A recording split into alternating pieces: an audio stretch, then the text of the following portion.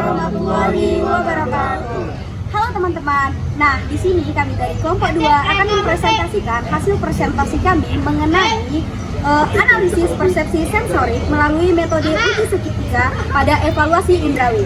Nah, sebelum itu kami akan memperkenalkan diri terlebih dahulu. Perkenalkan, saya Dasari Nasution dari kelas THPB. Rekan saya Ramadana Alfiza. Saya Lama Alvaro Parlens Tompul. Saya Muhammad Ali dari Munte. Saya Adi Arya Satya. Nah, stay tune ya teman-teman video dari kami. Bye-bye. Halo teman-teman, perkenalkan nama saya Indasari Nasution dengan NIM 2304111918. Nah, di sini saya akan menjelaskan tentang latar belakang dari uji sensori segitiga ini. Nah, yang pertama yaitu evaluasi sensori merupakan metode penting dalam menilai kualitas suatu produk pangan, khususnya produk hasil perikanan yang mengandalkan penerapan indera manusia terhadap rasa, aroma, mutu, dan tekstur. Nah, dalam hal ini kita akan menggunakan uji organoleptik. Uji organoleptik merupakan sebuah uji bahan makanan berdasarkan kesukaan dan keinginan pada suatu produk. Uji organoleptik biasa kita sebut sebagai uji indera atau uji sensori.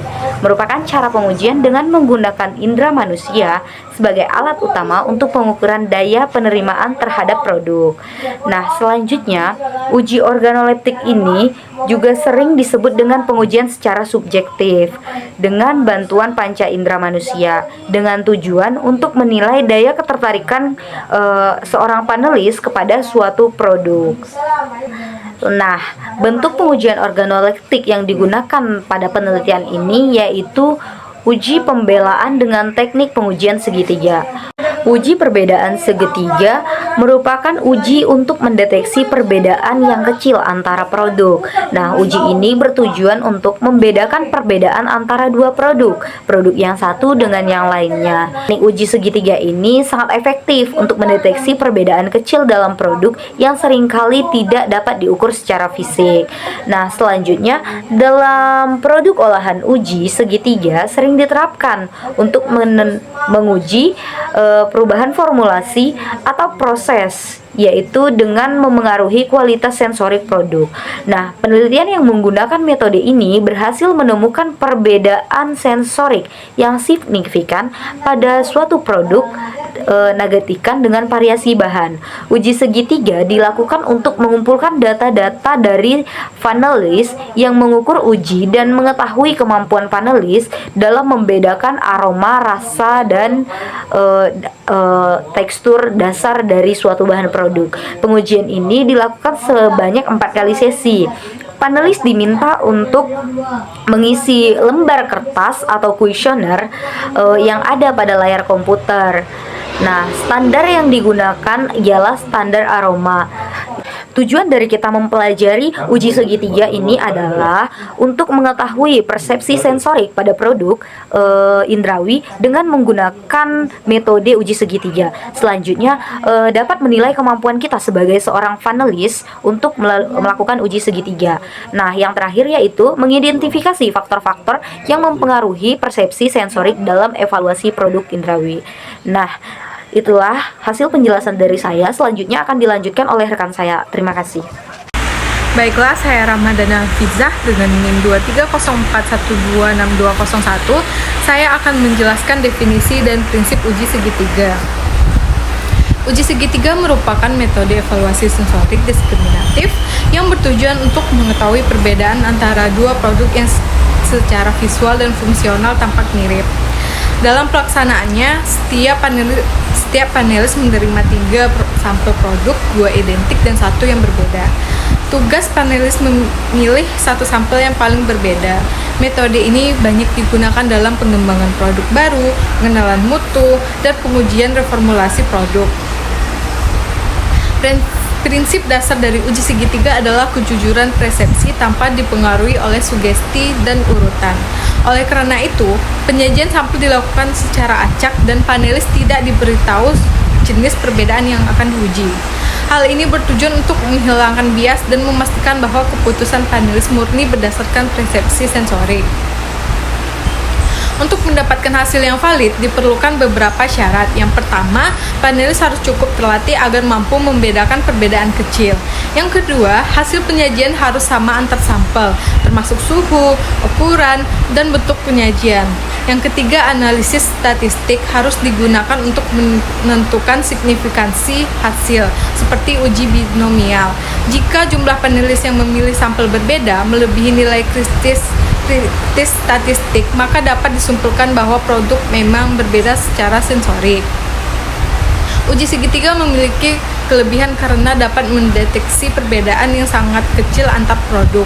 Bahkan ketika metode fisik atau kimia tidak dapat membedakannya, ini membuat sangat efektif dalam pengendalian mutu dan pengembangan produk makanan. Baik, perkenalkan nama saya Aflaus Nefirdani dengan NIM 2304126193. Di sini saya akan membacakan konsep pengujian pada uji segitiga berfokus pada diskriminasi sensorik. Metode ini digunakan untuk mengetahui apakah terdapat perbedaan nyata antar produk secara sensorik. Tidak seperti uji hedonik yang menilai tingkat kesukaan, uji segitiga hanya menilai kemampuan membedakan dengan memberikan 3 sampel dan diminta panelis untuk memilih salah satunya yang berbeda. Evaluasi ini mampu mendeteksi perubahan kecil akibat perbedaan formulasi, proses pengolahan, atau penyimpanan. Efektivitas metode ini juga tercermin dalam beberapa penelitian sebelumnya, seperti Fitri tahun 2023, mengembangkan produk cemilan fungsional berbasis tepung ikan gabus. Mereka menggunakan uji segitiga ini untuk membandingkan beberapa formulasi produk. Hasilnya ternyata perbedaan signifikan pada atribut tersebut, seperti tekstur dan aroma. Ini menunjukkan bahwa variasi dalam jumlah bahan baku dapat mempengaruhi kualitas sensorik produk secara signifikan. Penelitian lainnya oleh Lasimpa tahun 2015 mengevaluasi organoleptik ikan teri kering yang dikeringkan dengan durasi berbeda. Menggunakan uji segitiga, mereka menemukan bahwa panelis dapat membedakan tekstur dan warna ikan teri kering dari yang komersial dengan sangat nyata, sementara aroma hanya membedakan signifikan pada perlakuan 28 jam pengeringan.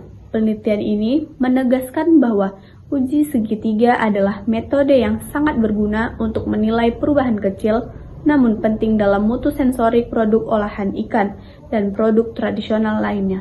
Assalamualaikum warahmatullahi wabarakatuh. Perkenalkan, nama saya Adib Arya Setia dengan NIM 2204114102. Dan di sini saya akan menjelaskan metodologi penelitian kami. Penelitian ini menggunakan rancangan acak lengkap faktorial atau RAL dengan 2 faktor yang diuji. Faktor pertama ialah konsentrasi ketosan, yaitu 0%, 1%, dan 2%. Dan faktor kedua adalah lama penyimpanan, yaitu 0, 5, 10, dan 15 hari. Jadi total ada 12 pelakuan dan masing-masing diuji dalam 2 ulangan.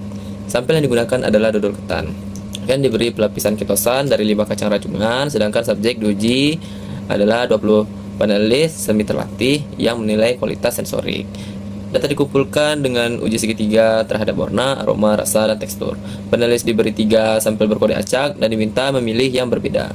Pengujian dilakukan pada hari ke-0, ke-5, ke-10, dan ke-15. Langkah penelitian meliputi ekstraksi ketosan, pelapisan dodol, penyimpanan pada suhu ruang, dan uji sensorik.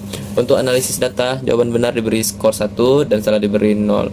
Jika 11 panelis atau lebih bisa membedakan sampel dengan benar, hasil dianggap signifikan. Itu saja yang bisa saya jelaskan. Assalamualaikum warahmatullahi wabarakatuh. Hasil uji segitiga menunjukkan bahwa konsentrasi ketosan berpengaruh nyata terhadap kualitas sensorik dodol ketan, terutama pada hari dan pada warna dan tekstur. Pada hari yang ke-0 dapat kita lihat bahwasanya dodol yang diberikan perlakuan ketosan 1 dan 2% sudah dapat kita bedakan secara nyata oleh panelis dari produk kontrol itu sendiri, dengan jumlah panelis yang menyatakan beda melebihi batas nilai kritis. Sama-sama kita ketahui bahwasanya tekstur merupakan parameter yang paling konsisten menunjukkan perbedaan sejak hari pertama hingga hari ke-15.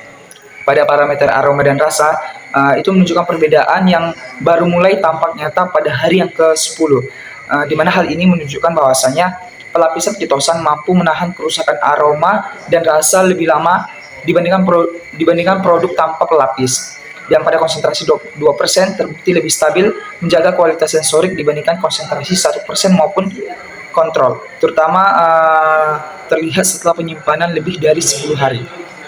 Nah, dari data yang disajikan terlihat bahwa perlakuan kitosan ini mampu memperlambat perubahan sensorik pada produk dengan perbedaan signifikan pada segi warna dan juga dari segi teksturnya sejak awal telah menunjukkan bahwa perlakuan ini langsung memberikan efek protektif. Sedangkan pada segi aroma dan rasa, efek tersebut bersifat bertahap namun tetap efektif.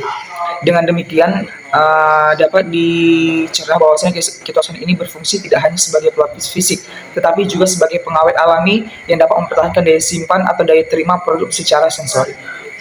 Assalamualaikum warahmatullahi wabarakatuh. Perkenalkan, nama saya Muhammad Alwidali Munte. Saya dari kelas THPB dengan NIM 23041111353. Di sini saya akan menjelaskan hasil penelitian menunjukkan bahwa konsentrasi kitosan berpengaruh nyata terhadap kualitas sensorik dodol ketan, terutama pada warna dan tekstur.